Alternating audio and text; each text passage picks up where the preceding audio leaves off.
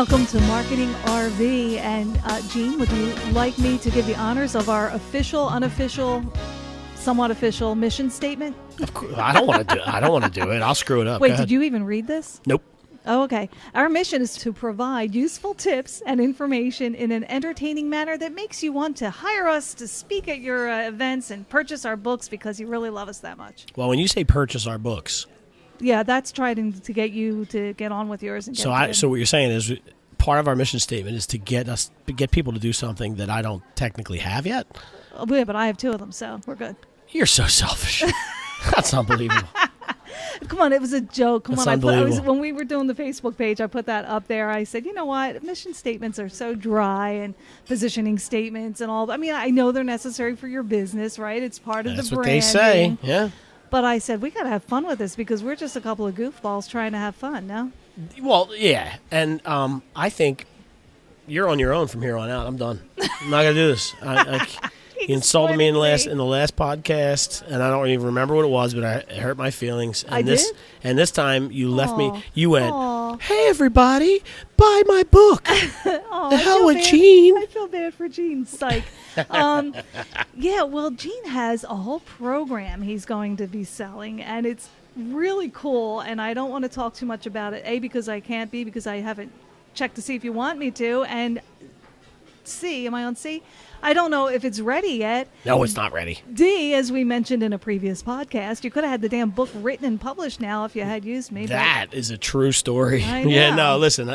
Well, if you didn't want to charge me $37,000, I told you I'd give you the 10% discount. It would have come down to about $34,000. listen, to deal with me, that's still not enough. So I don't blame you a little I'm bit. teasing. No, of course we're kidding.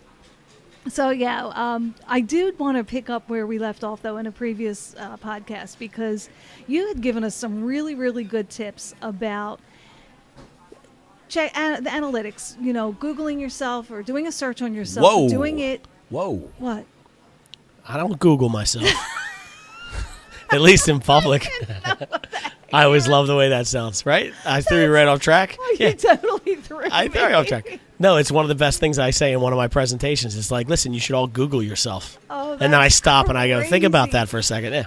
It sounds awful. I've never thought about it that way. You and should Google yourself at least once a month. I am never going to use that term again. You should Oh, definitely my God. Google yourself at But least you once a gave month. us 3 tips of. I'm not gonna entertain. I this. love throwing you off. You gave us tips on what to do if you find, and especially you told us how, first of all, to Google your name and do it incognito so that it's anonymous and the cookies in your own computer aren't going to pull up all the stuff that's all glamorous. You were listening. That's pretty I good. was paying attention. And I know our listeners were too because they're smart. But and then you gave us tips of what to do, you know, if things went awry and you had some negative reviews and blah, blah, blah. I was reading an article out of Bloomberg recently, and I thought you'd find this interesting. Are you with me here? Am I losing your attention? I'm ADHD. I'm Yeah. all over the place. Yeah, I can I'm see people that. watching while we're doing this. I know you Because are. by the way, where are we? We're at Pika's on Westchester Pike. In Westchester, that right? Westchester. Yeah, no. I'm always going to be all over the place. I'm thinking about everything you're saying while we're talking about it. Believe me, I'm on my feet. I'm on gonna my throw toes. Go. you. You'll no, see. yeah, go ahead. Yeah, I no, will. I'm listening to you. I promise I'm hearing everything you're saying. Go. Oh, I can't wait till we get the video going on And I'm this. gonna be like, guess People are what? gonna be like, yeah, right. Oh, they know me. People that listen to this know I'm all over the place. So check this out. This is according to a recent article in Bloomberg. Average age of U.S. investors. Are you ready for this? Uh-huh. Investors worth $25 million or more has fallen from age 58 to age 47. 50, okay. So 11-year difference. And most of this happened since the big financial crisis of, 2007? Okay, yeah, 7 Can you to 9, imagine? yeah. So, and they attribute this to the tech boom. Sure. And I was thinking of this, given what you were saying about using social media, how important it is, the analytics, how you have to be on top of this in your business. Yep. Okay. What's interesting is that this survey or this report, whatever you want to call it, also point to a vast generational wealth gap. Okay. So people over age 65 are not keeping pace, with their earning. Sure. Compared to their pure numbers, Sure. as compared to these super duper wealthy younger people. Yeah, no, that makes sense. Now, that said, this was interesting too. The typical 35 to 54-year-old is actually saw their wealth plunge from 2007 to 2016, and that is a 41% decrease. Wait, so hold on. Let's go through that again real quick. So the age range is what? 35 to what? 35 to 54, which they generally call the money demo, right? In But advertising. you're talking about they did that study based off of when they started their wealth in '07, right? Mm-hmm. So if you're talking about 11 years ago, so that means back then the age group was 23 to 42. Where I don't know what you were doing when you were 23 to 27, 28. I certainly didn't wasn't, think about right? it that way, right? So yeah, right. So if they're 35, Unless they were I think what they were doing was comparing 35 to 54-year-olds as a group. yeah, In 2007, 35 to 54 versus the same group. Yes. So my parents' group back then. Yes. Yeah. Okay. But Okay. it's decreased. I don't know. And That's it would interesting. include me as well. Yeah. Because I was in my 30s in 2007. No. Actually, I You're was older. 2007 in the 30s. Shut up. Sorry, I didn't mean to say that out but loud. here's the deal. But you know why? You know why they No. saw their money. No, I'm listening to that. Their, It's interesting. their net worth or whatever decreased by 41% because most of them are wrapped up in the housing market, invested in. So Well, that makes sense. So the point of this whole thing, what I took from this, if I'm reading it right, and I'm sure somebody way smarter than me is going to say, no, you got it all wrong. But what I took from this is the fact that the uber wealthy, I'm going to call them 25 million or more. Okay.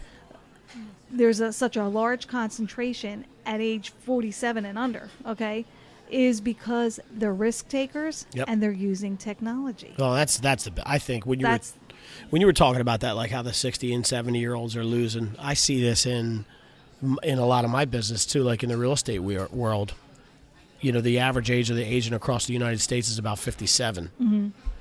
And I love 57-year-olds and older. They made me what I am. But the reality of it is that some of this tech stuff is very difficult for them to grasp. Sure. And I actually had a conversation with somebody about this today, and they were saying, "What do you liken that to?" I said, I don't know that I liken it to anything, but here's what I do know.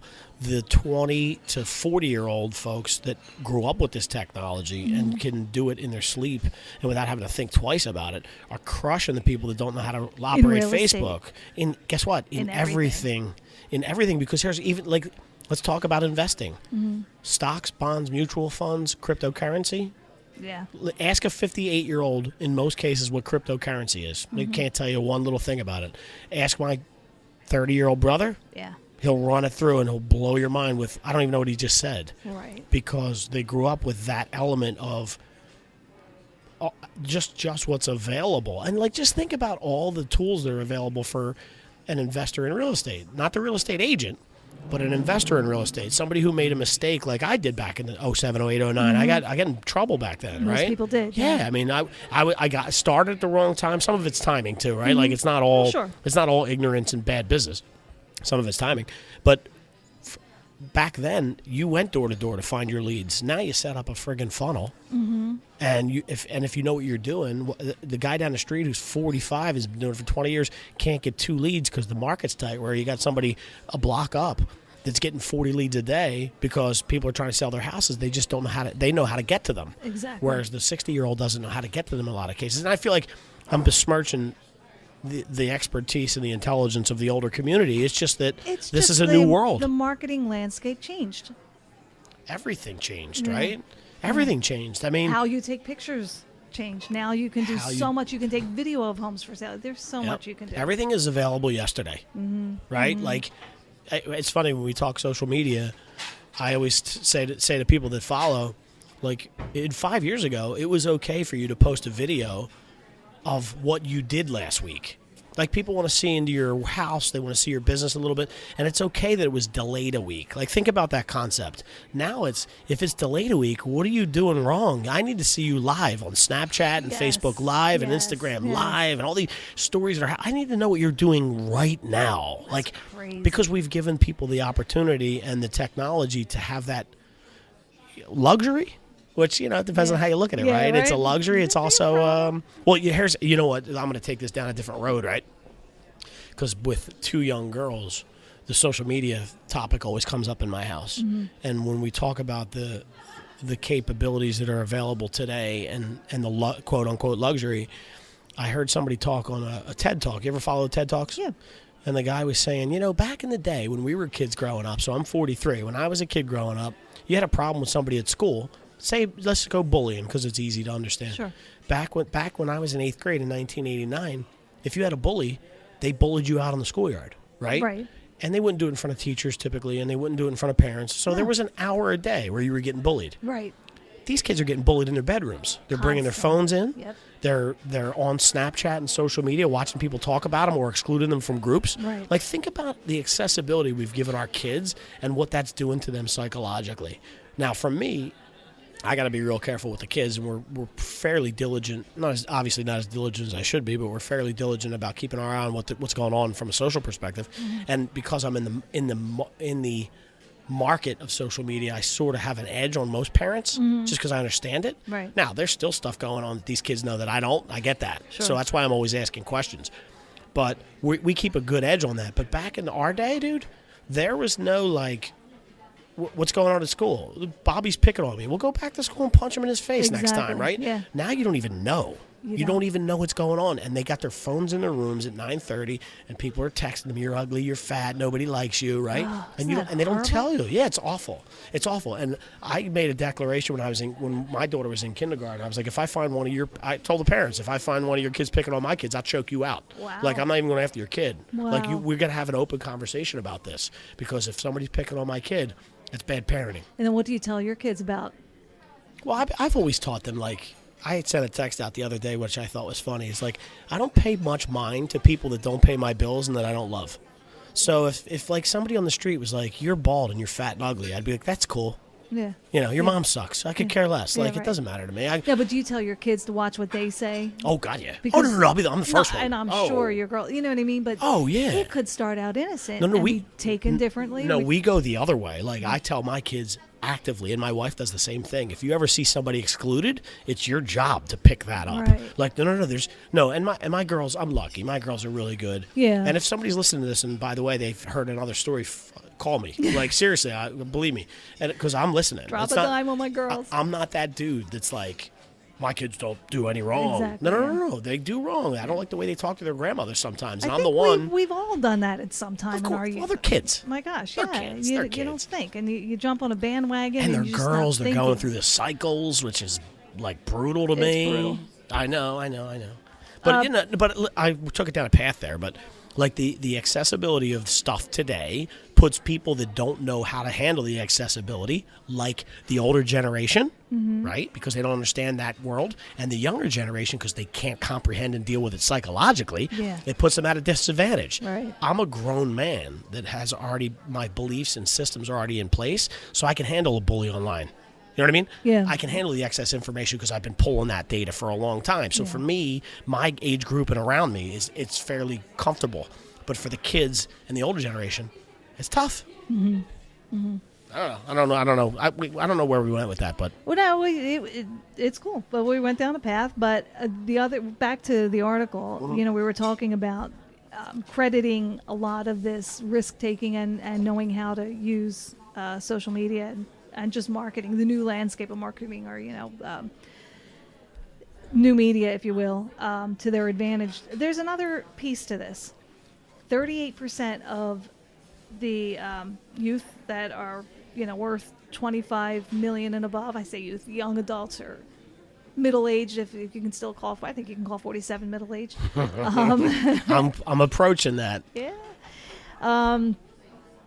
They attribute it to money that was either left to them or family connections. Now, 38% I think is pretty big. It's not the majority of them, but it's a good percentage of them. And where I think this is important, and I think it actually adds to the theory about the use of technology, is that how many people come into extreme wealth and blow it, A lot. but they didn't. 38% of them who are attributing, like, okay, I started, with an advantage because I had this money, but I then made more money off it. I continued to, So that's interesting, right? So we could take it a couple different ways. It's that to me is inherent in your bring up. So like a lot of that, here's what I'm thinking. A lot of that 38% inherited some of that money from their parents. So they were brought up with money. So it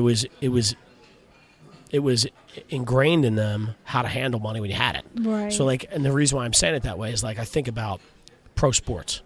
Baseball, football, basketball. How many people? A lottery winner, right? A lottery winner, right? It's even a better example. I know what you're going. Yeah. So what happens is somebody dumps $20 million on their plate. They go buy the Maserati. They go buy the house. They buy their mom a house, and then all of a sudden they want to figure out why they have no money left. Exactly. Here's why: because they weren't educated growing up on how to handle money. Well, sure. Right. Sure. So to me, that 38% is probably, and it's only a guess. It's only a guess, but I think 38% of a majority of that 38% is made up of people that grew up around money. That's my thought. Well, of course, if they inherited it or if it was they acquired it through a family connection, there had to be some trail there. So wait, that 38% was made up of those two things. That's it.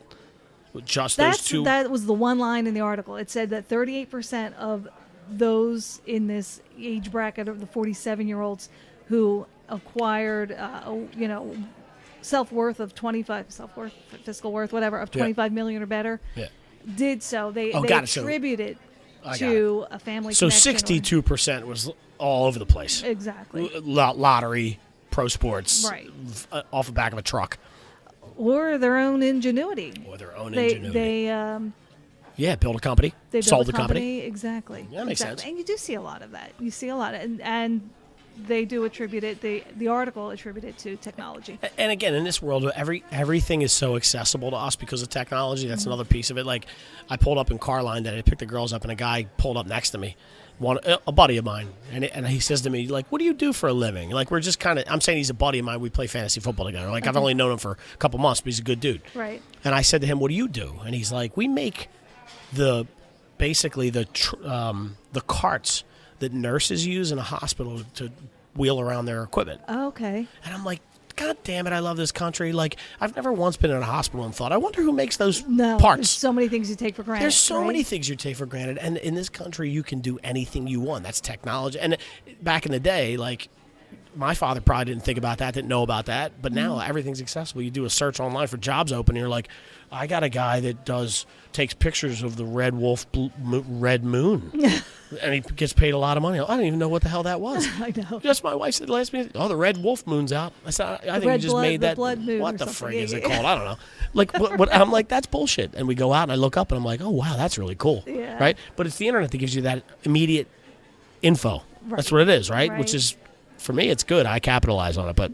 Well, like everything else, there's good and bad. Depends good and how bad. You use it and what you do with the information given you. But I got to tell you, just working with you on this podcast, I have become so intimidated because I realize how much I do not know when it comes to this technology. Yep. I am so reliant on you for a lot of the social media. I use it, but I'm a casual Well, listen, user. don't sell yourself short. I'm relying on you for this stuff. Like, our prep game is strong because of what you're going and reading articles. I don't read nothing. So this is where new media, traditional media kind of clash in a good way. Okay. You have to find the right partner. Oh, you mean the podcast is where these things clash. Maybe we just came up with a new mission statement where new media and new I did put that old media and new in our description. Did you look at the Facebook page? No. Let me open it up. So no. Here's how it came to be. You didn't read this? No. Oh my gosh, I don't so do proud good. of this. I'm not a good reader. Yeah, we're going to have to school you. Okay, the computer's really slow. Hopefully it'll open up by the time I get to the bottom line.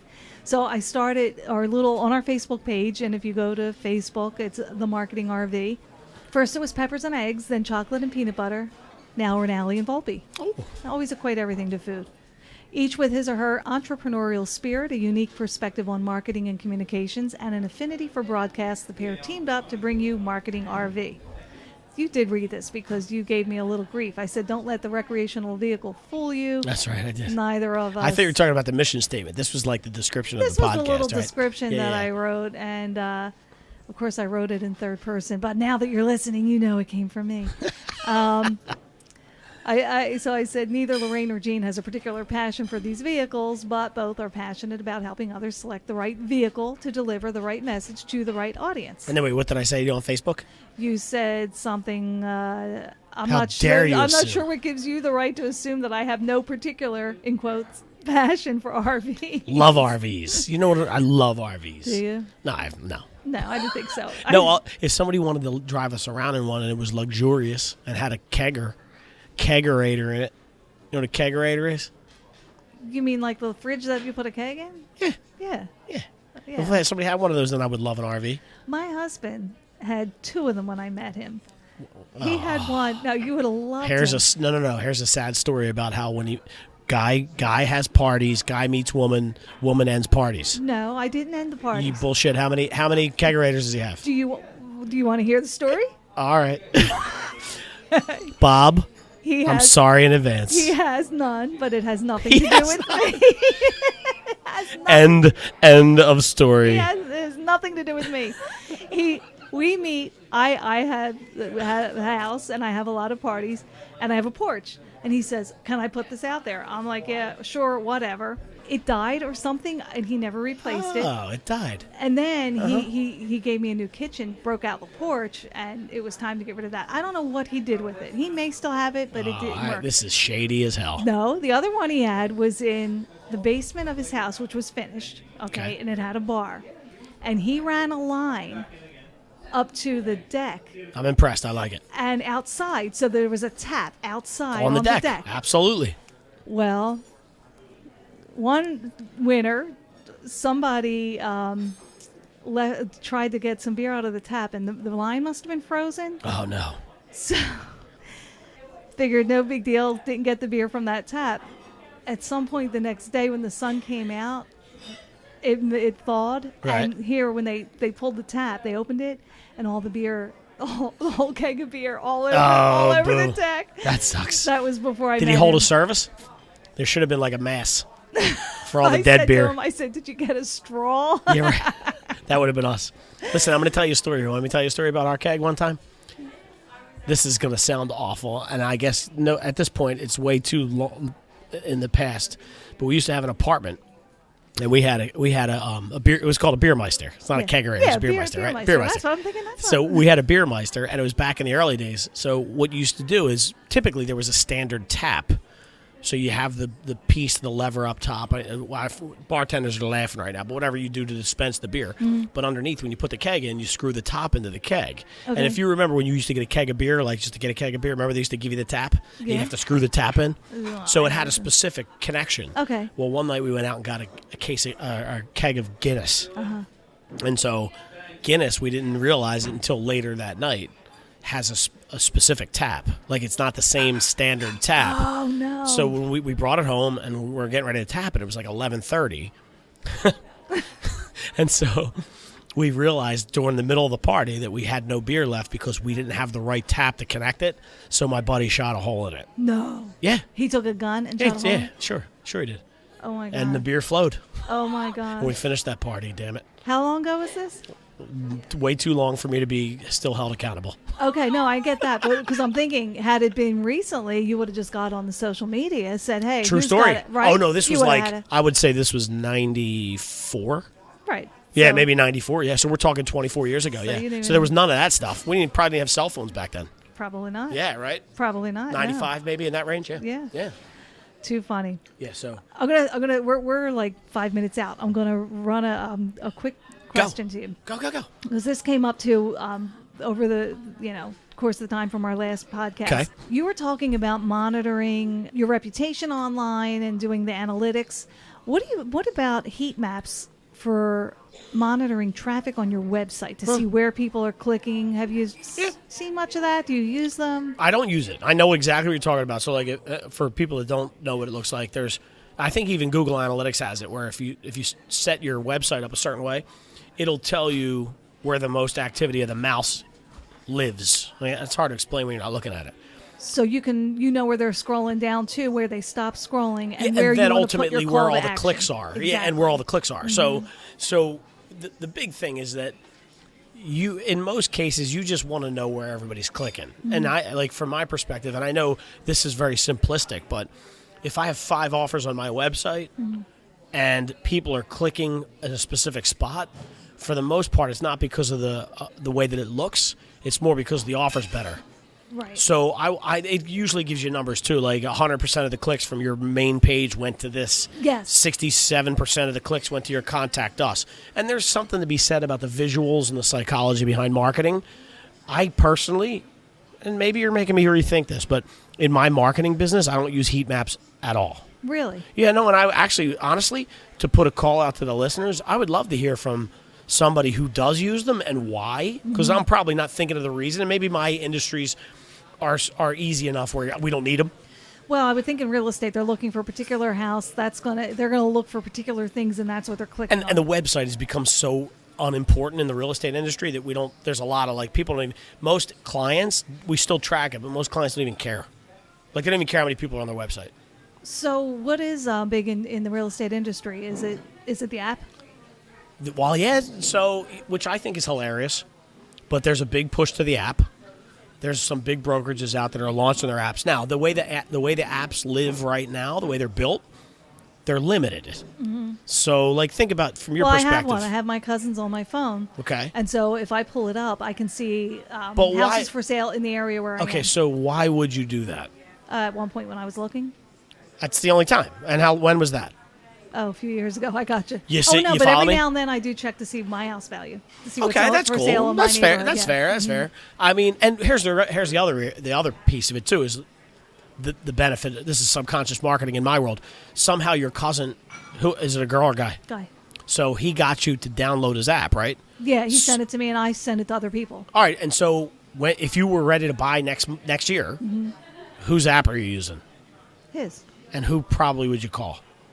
Him. So there's a value there. Oh, for him because he's my cousin. But Sure. if he wasn't, I'd call the listing agent. If it was somebody I didn't know, right? So, well, this is the argument. The argument ends up being like it's another tool for him to use to stay in front of you. So you're always thinking about it because you pass by it when you're going to your calendar on your phone. Right. So I'm not diminishing it completely. You know what I mean? Like I'm not saying it's not worth anything. So what do you think is the best tool for real estate agents? Well, so this is for another show, right? Okay. So here's what it is. We'll continue it. No, we have to because this is a 5-hour show. The best tool for a real estate agent and this is any marketing. So this is any business you run. Is what? It is based off of where your audience wants your activity to come from. So it's in a vacuum, but it's in a vacuum, and you have to figure out yours versus mine. Okay. So in other words, like we're doing this show together, right? Mm-hmm. You have a following on 15 social media channels. Okay? Mm-hmm. I have a following on 15 social media channels. We're going to post the same content for the next 6 months on those channels. Mm-hmm. Maybe your LinkedIn goes apeshit over it, where my LinkedIn could care less, and it's going nuts on Instagram. Okay. So when we coach clients through it, our job is to let them know that you should duplicate your information across multiple channels and then watch for the insights on each channel, figure out where the most fervor is, and then put your money there. Cater to it. Gotcha. Yes. We're going to wrap it right there. This is good, and we'll pick this up next time. So, great time at Pika's. We want you guys to come out. Follow us on the social. We'll tell you when we're going to do our next podcast from Pika's, or you invite us to your restaurant. We're open to it, man. Just feed us. And Gene likes red wine. Is that what you're thinking? And chicken wings and beer and steak and pasta and meatballs. That'll be another show, too. I like salad and fried food. That's why you look way better than I do. I don't think so. All right.